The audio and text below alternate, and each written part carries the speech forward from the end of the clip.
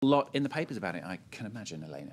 Time magazine has a pretty good analysis of this, actually, who wins, who loses from this swap deal. So let's have a look at that. Now, they say it's one of those rare things, a win-win situation in politics. They say Benjamin Netanyahu wins for this because it looks like he's graciously accepted a painful deal in order to end the ordeal of Gilad Shalit. And of course, when he does return home, that will mean national rejoicing in Israel. So that's bound to make him look good. But Hamas have also done pretty well out of this because they've got 1,000 prisoners freed, who are, of course, not just Hamas members. They're from all different Palestinian factions. But they can quite easily spin this as saying it's their intransigence that has got those prisoners out of jail. So it gives them a good bargaining chip when they're in talks with their rivals Fatah.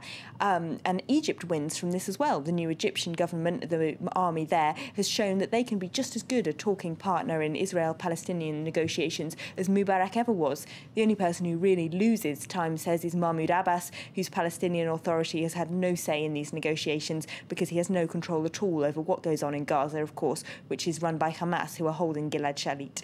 Everyone's pleased. I mean, we're journalists. We can't have everyone being pleased. It can't be that straightforward. What about the right-wing Israeli press? No, well, the Jerusalem Post definitely doesn't share Time's opinion that this is a win-win situation. They accuse Netanyahu of capitulating to Hamas. Of course, they're pleased that Shalit's coming home, but they say this might be too big a price to pay. They say that Hamas will gain not only in morale, but also in operational capacity if they get these 1,000, the Jerusalem Post would, of course, call them terrorists, back in Gaza.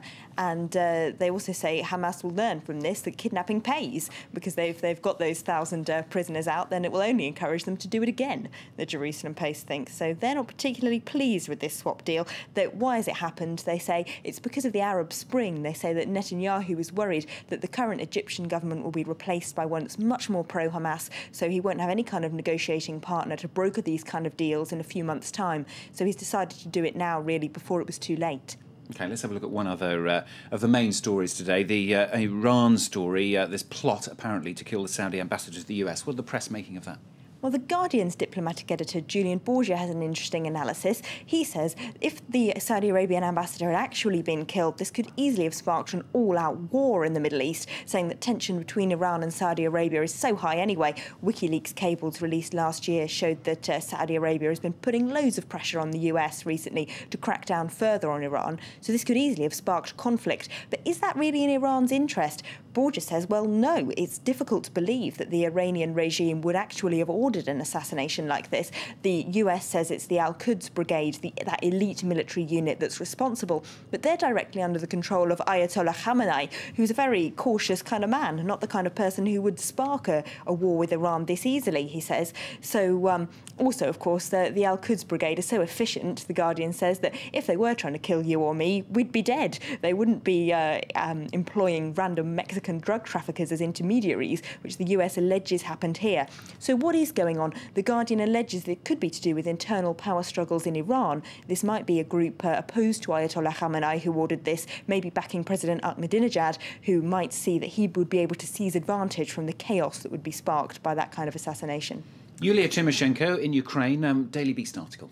Yep, they say Viktor Yanukovych has shot himself in the foot by imprisoning her for 7 years because this has alienated a big swathe of Ukrainian opinion, including people who didn't back Tymoshenko anyway, and it's upset the EU, so it's going to push him further towards Russia, end trade deals that he desperately wanted to be negotiated with the EU, so he's shot himself in the foot. And just time to mention the big baby. This is an article by The Guardian's Paris correspondent to do with the Sarkozy offspring.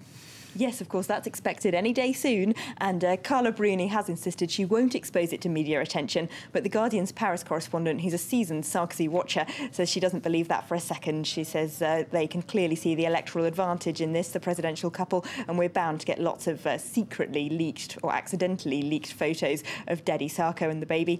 And he has form on this, of course. He's used his family in the past, taking those photo opportunities, getting them into the press in an attempt to sell his family image to the voting public. We shall see, we shall see. Only a few days to go. Elena, thanks very much. That's Elena there with the international papers today. Still to come, the battle resuming in the currency